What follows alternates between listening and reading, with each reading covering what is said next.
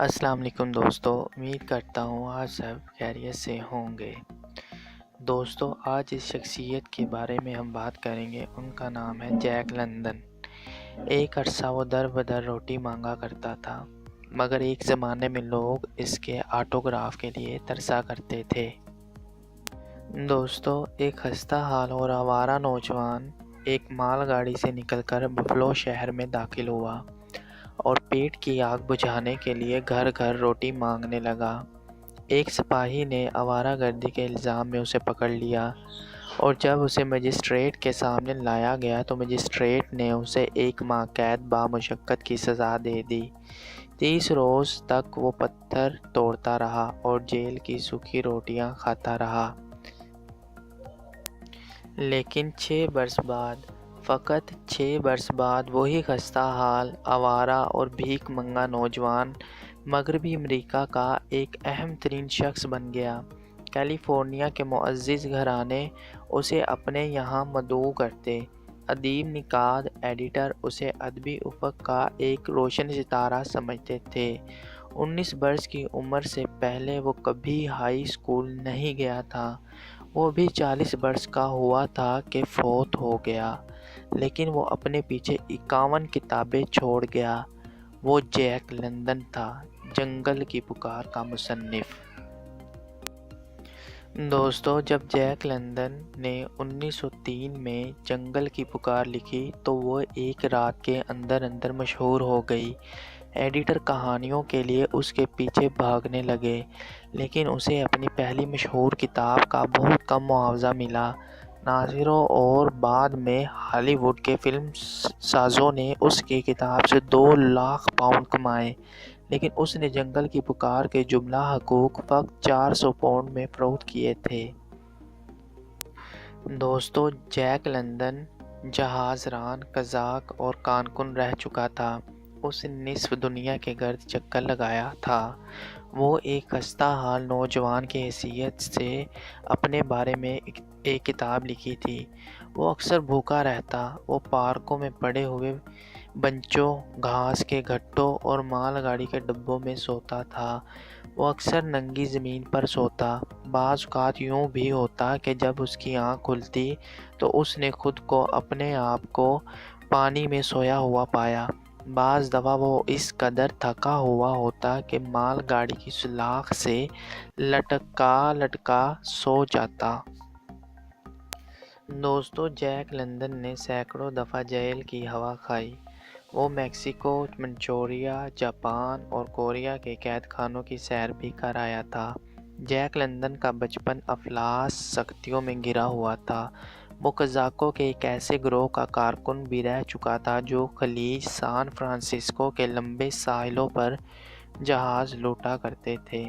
School جانے کے خیال پر وہ قہقہہ لگاتا اور زیادہ وقت جوا کھیلتا رہتا تھا۔ ایک دن وہ یوں ہی گھومتا ایک پبلک لائبریری میں چلا گیا اور بیٹھ کر رابنسن کروسو پڑھنے لگا۔ اس کتاب نے اسے محصور کر دیا۔ بھوکا ہونے کے باوجود وہ اس دن گھر کھانا کھانے نہ گیا۔ دوسرے دن وہ کوئی اور کتاب پڑھنے کے لیے بھاگا لائبریری گیا۔ اس کے سامنے ایک نئی دنیا کے دروازے کھل رہے تھے۔ اب کہ الف لیلا اس کے ہاتھ لگی۔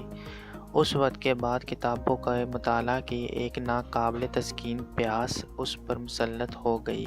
اکثر وہ ایک دن میں 10 سے 15 گھنٹے مطالعہ کرتا۔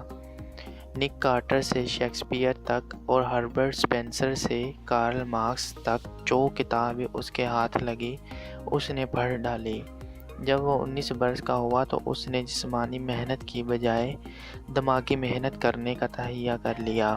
وہ آوارگی، سپاہیوں اور ریلوے ملازمین کی مار سے تنگ آ چکا تھا، لہٰذا 19 برس کی عمر میں وہ لوک ہین، کیلیفورنیا کے ایک ہائی اسکول میں داخل ہو گیا۔ وہ دن رات پڑھتا، وہ نیند کی بھی پرواہ نہ کرتا۔ اس نے 4 سال کا نصاب 3 ماہ میں ختم کر دیا اور امتحان پاس کر کے کیلیفورنیا یونیورسٹی داخل ہو گیا۔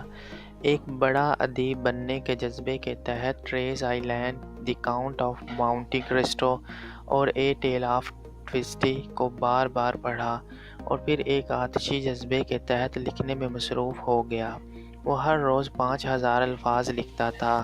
اس کا مطلب یہ ہوا کہ 20 دن میں ایک مکمل ناول۔ بعض اوقات مختلف ایڈیٹروں کے پاس اس کی 30 کہانیاں ہوتی، لیکن وہ سب واپس آ جاتی۔ ابھی تو وہ اپنا کام سیکھ رہا تھا۔ پھر ایک دن اس کی جاپان کے ساحل پر طوفان نامی ایک کہانی نے کہانیوں کے مقابلے میں پہلا انعام حاصل کیا۔ اس کہانی کے اسے فقط 4 پاؤنڈ ملے، لیکن اس خستہ حالی میں یہ 4 پاؤنڈ بھی اس کے لیے ایک جاگیر سے کم نہ تھے۔ دوستو، اس نے گھٹیا سے گھٹیا کام بھی کیا۔ اس نے ہوٹلوں میں برتن صاف کیے، فرشوں پر جھاڑو دیا۔ وہ جہازوں اور کارخانوں میں کام کرتا رہا۔ پھر ایک دن جب اس کا کل اثاثہ 10 شلنگ تھا، اس نے جسمانی محنت ترک کرنے کا فیصلہ کیا۔ وہ اپنا سارا وقت ادب کے لیے وقف کرنا چاہتا تھا۔ وہ سن 1858 تھا۔ 5 برس بعد وہ اپنی 6 کتابیں اور 125 کہانیاں شائع کرا چکا تھا اور ادبی دنیا میں اس کا سب سے زیادہ چرچا تھا۔ جیک لندن نے 1916 میں وفات پائی۔ ادبی نگارشات کرنے کے فقط 18 برس بعد اس نے 3 ناول فی سال کے حساب سے لکھے، ان کے علاوہ ان گنت کہانیاں۔ اس کی سالانہ آمدنی امریکہ کے صدر کی سالانہ آمدنی سے دگنی تھی۔ اس کی کتابیں آج بھی یورپ میں بے حد مقبول ہیں۔ اس کا شمار ان امریکی ادیبوں میں ہوتا ہے جن کی کتابیں دنیا بھر میں پڑھی جاتی ہیں۔ جیک لندن کی جنگل کی پکار، جس کا معاوضہ اسے فقط 400 پاؤنڈ ملا تھا، بہت سی زبانوں میں ترجمہ ہو چکی ہے۔ اس کی 15 لاکھ سے زیادہ جلدیں فروخت ہو چکی ہیں اور وہ امریکی ادب کی مقبول ترین کتاب ہے۔ دوستو، آخر میں پھر وہی ریکویسٹ، سبسکرائب کیجیے گا چینل کو اور بیل آئیکن پر بھی کلک کر دیجیے گا تاکہ ہماری آنے والی ہر نئی ویڈیو کا نوٹیفیکیشن آپ کو ملتا رہے۔ اپنا بہت خیال رکھیے گا۔ اللہ نگہبان۔